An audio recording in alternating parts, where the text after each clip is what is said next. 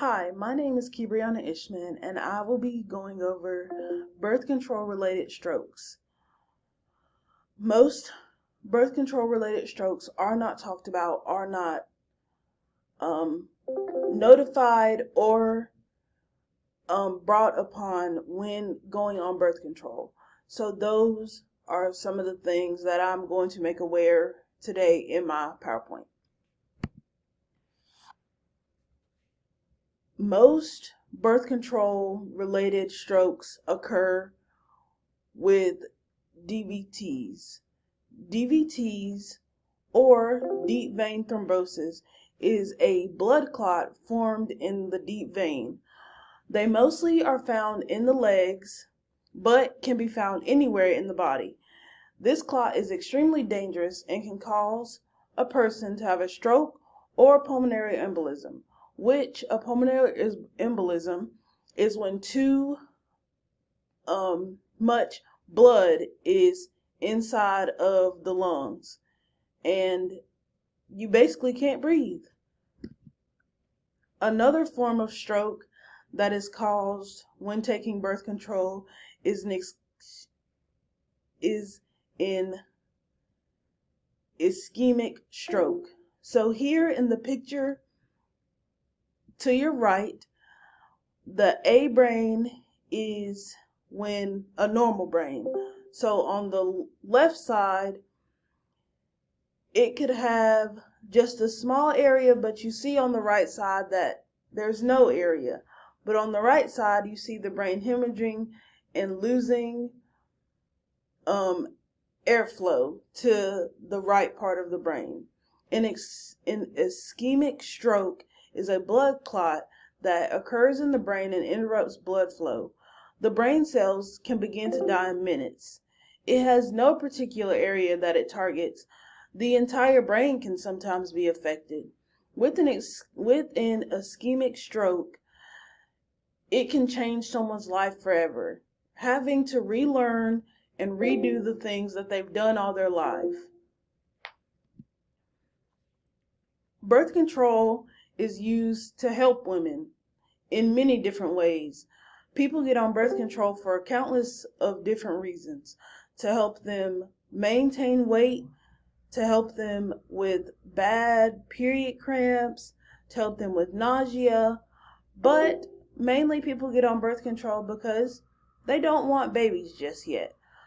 There are so many types of different forms of birth control, but the forms of birth control that are normal, or not normal, the forms of birth control that are most recent are the Nexplanon, which is a little implant that goes in your arm, the NuvaRing, which is a little ring that is inserted inside the vagina and it sits right below the uterus, the Depo shot, which is a shot that is placed in your back every 3 weeks, and then oral contraception, also known the pill, which you take every day during and before and after your cycle.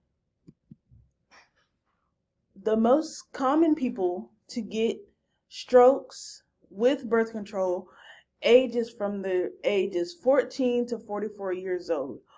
Women who are placed on birth control or decide to get birth control truly just want relief.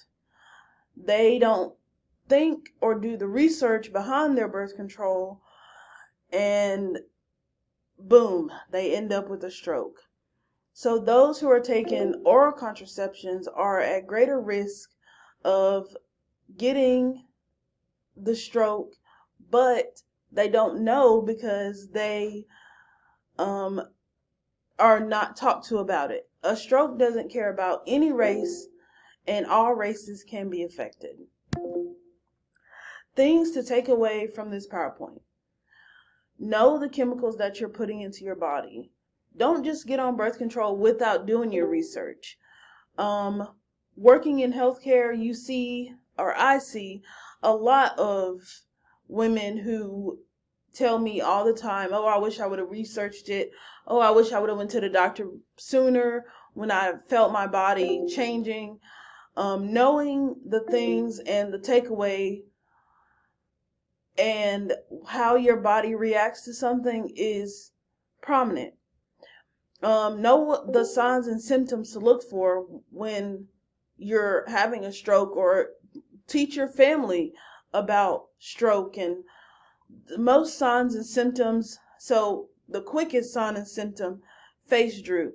Um, Ask them to tell you a sentence. So say a sentence to them and ask them to repeat it.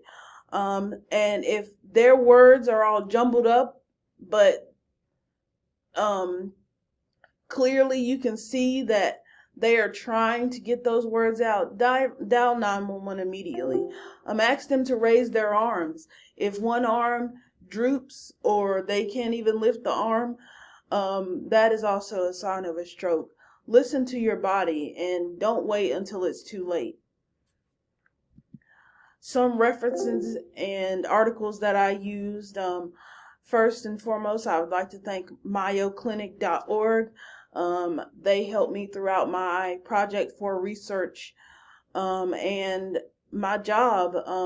I work in healthcare, and I work with patients who have had strokes, and I get to research these things every day. So Atrium Health, they help me as well. And then I would like to thank Caitlin Carlton, Matthew Banks, and Sophia Sunjaharjan for helping me and letting me use their article in my research.